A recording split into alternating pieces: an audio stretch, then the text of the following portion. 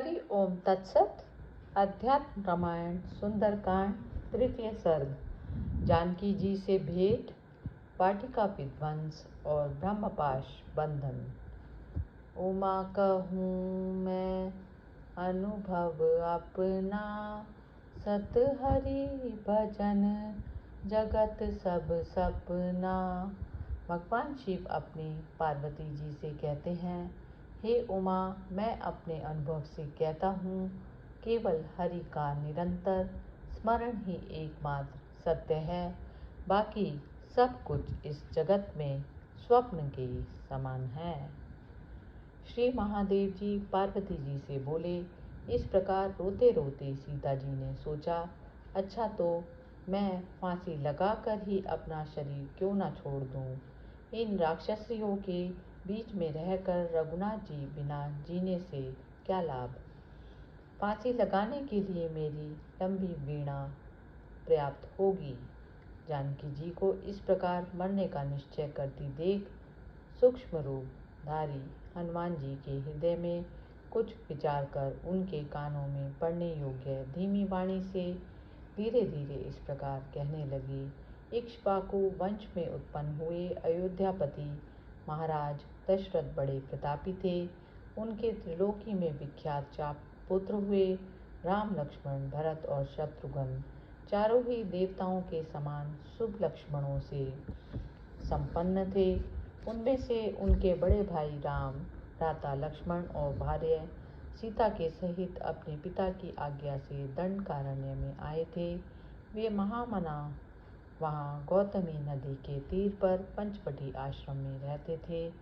उस आश्रम से श्री रामचंद्र जी की अनुपस्थिति में दुरात्मा रावण महाभागा जनक नंदिनी सीता जी को ले गया। तब अति शोकाकुल भगवान राम ने जानकी जी को इधर उधर ढूंढते हुए पृथ्वी पर पड़े पक्षीराज जटायु को देखा। उसे तुरंत ही दिव्य धाम पहुंचाकर वे शीशमुख पर्वत पर आए। वहां आकर आत्मदर्शी भगवान राम ने सुग्रीव से मित्रता की और उसकी सीता का हरण करने वाले दुष्ट वाली को मारकर उसे राज्य पद पर अभिषिक्त किया। इस प्रकार श्री रघुनंदन जी ने मित्र का कार्य सिद्ध किया। वानर राज सुग्रीव ने भी समस्त वानरों को बुलाकर सब और सीता जी की खोज करने के लिए भेजा। उन्हीं में से एक मैं भी सुग्रीव का मंत्री वानर हूँ। मैं संपाति के कथनानुसार 100 योजन समुद्र लांघकर तुरंत लंकापुरी में आया और यहाँ सर्वत्र शुभ लक्षणा सीता जी को ढूंढा। धीरे धीरे अशोक वाटिका में ढूंढते हुए मैंने यह शीशम का वृक्ष देखा और यहाँ रामचंद्र जी की महारानी देवी जानकी जी को अति क्लेश से शोकग्रस्त देखा। इनके दर्शन से मेरा यहाँ आना सफल हो गया। ऐसा कहकर परम बुद्धिमान हनुमान जी मौन हो गए। तब सीता जी को बड़ा विस्मय हुआ और वे कहने लगी, मैंने जो आकाश में शब्द सुना है वह क्या वायु का उच्चारण किया हुआ है अथवा स्वप्न या मेरे मन की भ्रांति है, अथवा यह सब सत्य ही तो नहीं है, क्योंकि दुख के कारण नींद तो मुझे आती नहीं, फिर स्वप्न कैसे आ सकता है। और मैं प्रत्यक्ष सुन रही हूँ, इसलिए यह भ्रम भी कैसे हो सकता है। अतः निश्चय ही यह सब यथार्थ है। सूत्रा, जिसने मेरे कानों को अमृत के समान प्रिय लगने वाले ये वचन कहे हैं, वह प्रियभाषी महाभाग मेरे सामने प्रकट हो। जानकी जी के ये वचन सुनकर हनुमान जी धीरे धीरे उस वृक्ष के पत्र भाग से उतरकर सीता जी के सामने खड़े हो गए। उस समय उन्होंने अरुण वदन, पीतवर्ण और कलविक पक्षी के बराबर आकार वाले वानर के रूप से धीरे से सामने आकर सीता जी को हाथ जोड़कर प्रणाम किया। उसे देखकर जानकी जी को यह भय हुआ कि मुझे फंसाने के लिए माया से वानर रूप धारण कर यह रावण ही आया है। यह सोचकर वे चुपचाप नीचों को मुख किए बैठी रही।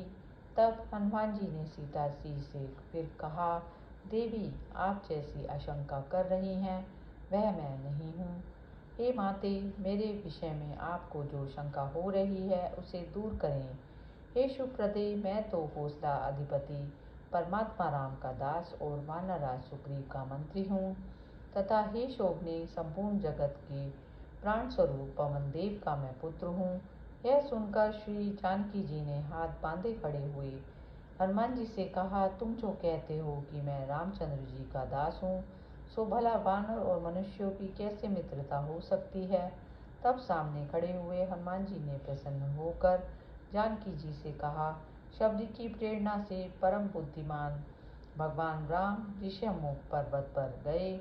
उस पर्वत पर बैठे हुए सुग्रीव ने जब दूर से ही राम और लक्ष्मण को आते देखा, तो मन में भय मानकर मुझे उनका आश्रय जानने के लिए भेजा। तब मैं ब्रह्मचारी का वेश बनाकर राम जी के पास आया और उनका शुद्ध भाव जानकर उन्हें कंधे पर चढ़ाकर सुग्रीव के पास ले गया तथा दोनों की मित्रता करा दी। सुग्रीव की पत्नी को वाली ने छीन लिया था।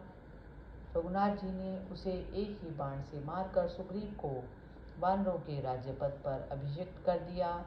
तब सुग्रीव ने अपनी खोज के लिए बड़े बड़े वीर और पराक्रमी वानरों को दिशा विदिशा में भेजा।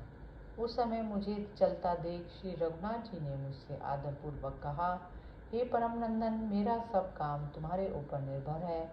तुम सीता जी से मेरी और लक्ष्मण की सब कुशल कहना। तब अपनी पहचान के लिए मेरी यह उत्तम अंगूठी, जिस पर मेरे नाम के अक्षर खुदे हैं, सीता जी को अति सावधानी से दे देना। ऐसा कहकर उन्होंने अपनी उंगली से उतारकर वह अंगूठी मुझे दी। मैं उसे बड़ी सावधानी से लाया हूँ। हे देवी, आप यह अंगूठी देखिए। ऐसा कह हनुमान जी ने वह अंगूठी देवी जानकी जी को दे दी और नमस्कार कर हाथ जोड़कर खड़े हो गए। उस राम नाम अंकिता मुद्रिका को देखकर सीता जी अति आनंदित हुई और उसे सिर से लगाकर नेत्रों से आनंद अश्रु बहाने लगी। उसके बाद वे कहने लगी, हे कपिवर, तुम मेरे प्राणदाता हो। तुम बड़े ही बुद्धिमान और रघुनाथ जी के भक्त तथा प्रियकारी हो। मुझे निश्चय ही उनके ऊपर भी और तुम्हारा पर भी पूर्ण विश्वास है। यदि ऐसा ना होता तो तुम पर पुरुष को वे मेरे पास क्यों भेजते। हनुमान, मेरी सारी आपदाएं तो तुमने देख ही ली हैं। राम को ये सब बातें सुना देना, जिससे उन्हें मुझ पर दया उत्पन्न हो। हे साधु श्रेष्ठ, अब मेरे प्राण 2 ही मास और रहेंगे। यदि इस बीच में रघुनाथ जी न आए तो यह दुष्ट मुझे खा जाएगा। अतः यदि भगवान राम वानरराज सुग्रीव के सहित अन्य वानर यूथपों को लेकर तुरंत ही रावण को पुत्र और सेना के सहित संग्राम में मारकर मुझे छुड़ाएंगे, तो ही उनका यह पुरुषार्थ ठीक होगा और तभी तुम इस वर्णन किए पुरुषार्थ का वर्णन करना। हे हनुमान, तुम भी ऐसी युक्ति से उनसे सब बातें कहना, जिससे वे शीघ्र ही रावण को मारकर मेरा उद्धार करें। ऐसा कहकर तुम भी वाचिक पुण्य प्राप्त करो। तब हनुमान जी ने उनसे कहा, हे देवी सीता, मैंने जैसा कुछ देखा है उससे तो यही प्रतीत होता है कि लक्ष्मण के सहित श्री रामचंद्र जी शीघ्र ही अस्त्र शस्त्र लेकर सेना युक्त सुग्रीव के साथ यहाँ आएंगे और रावण को बलपूर्वक मारकर तुम्हें अयोध्या ले जाएंगे। हे देवी, इसमें किसी भी प्रकार का संदेह नहीं है। इस पर जानकी जी कहने लगी, भगवान राम अमेय आत्मा है, उनके शरीर का कोई माप नहीं है, वे सर्वव्यापक हैं, किंतु वानर यूथपों के साथ में किस प्रकार समुद्र को पार कर पाएंगे। हनुमान जी बोले, वे दोनों नरश्रेष्ठ मेरे कंधों पर चढ़कर आएंगे और वानरराज सुग्रीव सेना सहित इस विस्तीर्ण समुद्र को आकाश मार्ग से एक क्षण में पार कर तुम्हें प्राप्त करने के लिए संपूर्ण राक्षस समूह को भस्म कर डालेंगे। इसमें तनिक भी संदेह नहीं। हे देवी, अब मुझे आज्ञा दो। मैं अभी अभी अनुज सहित भगवान राम का दर्शन करने के लिए जाता हूँ और उन्हें तुरंत तुम्हारे पास लाने का प्रयत्न करता हूँ। हे देवी, मुझे कोई ऐसा चिन्ह दो जिससे श्री रघुनाथ जी मेरा विश्वास करें। उसे लेकर मैं बड़ी सावधानी से उत्सुकता पूर्वक उनके पास जाऊंगा। तब कमल लोचना सीता जी ने कुछ सोच विचार कर अपने केश पास से स्थित चूड़ामणि को निकालकर उसे दिया और कहा, हे कपिवर, इससे भगवान राम और लक्ष्मण तुम्हारा विश्वास करेंगे। हे सुवृत, उनको विश्वास दिलाने के लिए एक बात और बतलाती हूँ। एक दिन चित्रकूट पर्वत पर श्री रघुनाथ जी एकांत में मेरी गोद में सिर रखे सो रहे थे। इसी समय इंद्र का पुत्र काक वेश में वहां आया और मांस के लोभ से मेरे पैर के लाल लाल अंगूठे को अपनी चोंच और पंजों से फाड़ डाला। तदनंतर जब श्री रामचंद्र जी जागे तो मेरे पैर में घाव हुआ देखकर बोले, हे प्रिय, किस दुरात्मा ने यह अप्रिय कार्य किया। वे ही ऐसा कह रहे थे कि उन्होंने अपने सामने उस कोये को बार बार मेरी ओर आते देखा। उसकी चोंच और पंजे रुधिर से सने हुए थे। उसे देखकर उन्हें बड़ा क्रोध आया। उन्होंने तुरंत ही एक तृण उठाया और उस पर दिव्यास्त्र का प्रयोग करके उस प्रज्वलित अस्त्र को लीला से ही उस कोये की ओर फेंक दिया। तब वह काक भी भयभीत होकर भागा और त्रिलोकी में भटकता फिरा। किंतु जब इंद्र, ब्रह्मा आदि से भी उसकी रक्षा न हो सकी तो बहुत ही डरता डरता दया निधान भगवान राम के चरणों में आ गिरा। उसे शरणागत देख श्री रामचंद्र जी ने उससे कहा, मेरा यह अमोघ अस्त्र है, यह कभी व्यर्थ नहीं जा सकता, अतः तू केवल अपनी एक आंख देकर यहाँ से चला जा। तब वह काक अपनी बाएं आंख देकर चला गया। जो ऐसे पुरुषार्थी हैं वे ही श्री रघुनाथ जी ना जाने इस समय क्यों मेरी उपेक्षा कर रहे हैं। सीता जी का यह कथन सुनकर हनुमान जी ने कहा, हे देवी, जिस समय श्री रघुनाथ जी को तुम्हारे यहाँ होने का पता चलेगा उस समय इस राक्षस मंडल मंडिता लंका को वे एक ही क्षण में भस्म कर डालेंगे। जानकी जी ने कहा, वत्स, तुम अत्यंत सूक्ष्म शरीर वाले हो, अतः राक्षसों से कैसे लड़ोगे, और सब वानर भी तो तुम्हारे ही समान होंगे। देवी जानकी जी के ये वचन सुनकर हनुमान जी ने अपना पूर्व रूप दिखलाया, जो मेरु और मंदर पर्वत के समान अति विशाल और राक्षसों को भय उत्पन्न करने वाला था। हनुमान जी को महापर्वत के समान विशालकाय देखकर सीता जी को अपार आनंद हुआ और वे उन कपिश्रेष्ठ से कहने लगी, हे महासत्व, तुम बड़े ही सामर्थ्यवान हो, अतः अब तुम शीघ्र ही श्री रामचंद्र जी के पास जाओ, अन्यथा तुम महाबली वीर को राक्षसियां देख लेंगी, तुम्हारा मार्ग कल्याणमय हो। हनुमान जी को भूख लगी हुई थी। वे बोले, देवी, आपका दर्शन कर चुका, अब मुझे आपके सामने लगे हुए फलों का पारण करना है। तब जानकी जी को बहुत अच्छा कहने पर कपिवर ने वे फल खाए और उनके विदा करने पर उन्हें प्रणाम करके चल दिए। फिर कुछ दूर चलने पर उन्होंने अपने मन में सोचा, जो दूत अपने स्वामी के कार्य के लिए आकर उनमें किसी प्रकार का विघ्न न करने वाला कोई और कार्य न करके यूं ही चला जाता है, वह अधम ही है। अतः मैं कुछ और भी करूँगा और रावण से मिलकर तथा बातचीत कर फिर श्री रघुनाथ जी के दर्शनार्थ जाऊंगा। मन में ऐसा निश्चय कर महाबली हनुमान जी ने वृक्षों को उखाड़कर अशोक वाटिका को एक ही क्षण में वृक्षहीन कर दिया। जिसके नीचे सीता जी बैठी थी उस वृक्ष को छोड़कर शेष समस्त वाटिका को उन्होंने उजाड़ डाला। उन्हें वन उजाड़ते देख राक्षसियों ने जानकी जी से पूछा, यह वानराकार विकट वीर कौन है? जानकी जी बोली, इस राक्षसी माया को आप ही लोग जाने, दुख और शोक से आतुर मैं क्या जानूं। जानकी जी के इस प्रकार कहने पर भय पीड़िता राक्षसियों ने रावण के पास जाकर उसे हनुमान जी की सारी करतूत कह सुनाई। वे कहने लगी, हे देव, एक बड़े पराक्रमी वानराकार प्राणी ने सीता जी से संभाषण कर एक ही क्षण में सारी अशोक वाटिका उजाड़ दी। उस पराक्रमी के मंदिर के प्रसाद को भी तोड़ डाला और उसके सब रक्षकों को मारकर इस समय भी वह वहीं बैठा है। वन विध्वंसक का यह महान अप्रिय समाचार सुनकर राक्षस राज रावण तुरंत उठा और उसने 10 लाख सैनिकों को भेजा। इधर पर्वताकार हनुमान जी लोहे के खम्भ को शस्त्र रूप से लिए हुए उस टूटे फूटे मंदिर के प्रथम भाग में बैठे थे। उनकी पूंछ कुछिल रही थी तथा मुख अरुण वर्ण और आकृति भयानक थी। राक्षसों के समूह को आया देख उन्होंने घोर सिंहनाद किया, जिसे सुनकर वे सब अत्यंत स्तब्ध हो गए।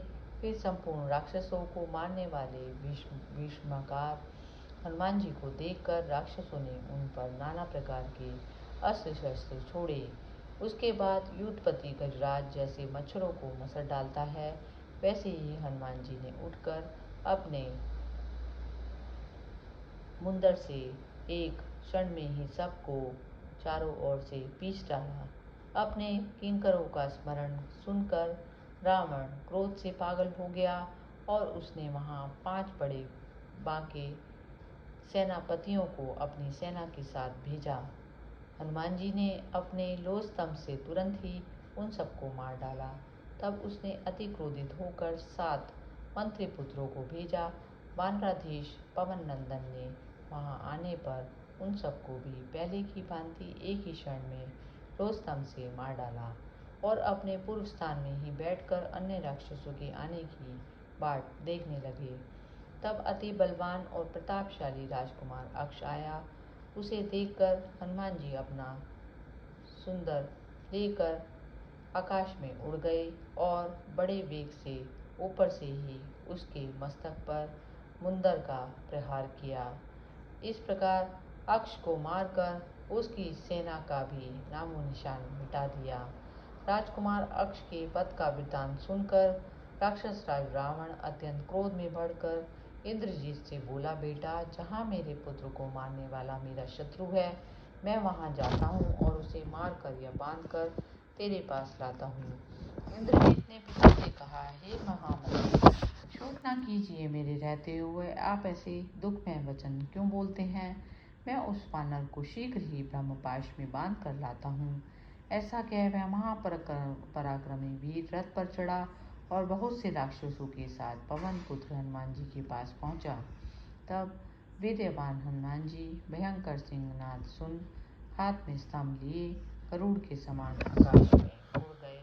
उन्हें आकाश में उड़ते देख इंद्रजीत ने 8 बाणों से उनके सिर को बींधा, फिर 6 बाणों से उनके हृदय और दोनों चरणों को तथा एक से उनकी पूंछ को बींधकर वह घोर सिंहनाद करने लगा। तब महाबलवान हनुमान जी ने भी अति प्रसन्नता से स्तंभ उठाकर एक क्षण में ही उसके सारथी को मार डाला और घोड़ों के सहित उसके रथ को चूर्ण कर दिया। तब महाबली मेघनाद इंद्रजीत ने दूसरे रथ पर चढ़कर तुरंत ही वानर श्रेष्ठ हनुमान जी को ब्रह्मपाश से बांध लिया और उन्हें राक्षस राज रावण के पास ले गया।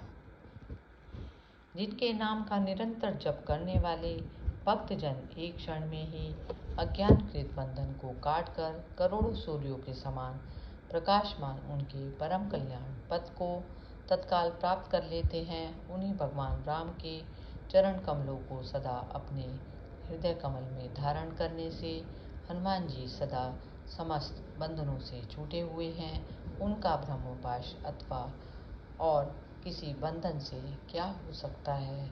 इति श्री मद अध्यात्म रामायणे उमा महेश्वर संवादे सुंदरकांडे तृतीय सर्गे समाप्त। हरि ओम तत्सत।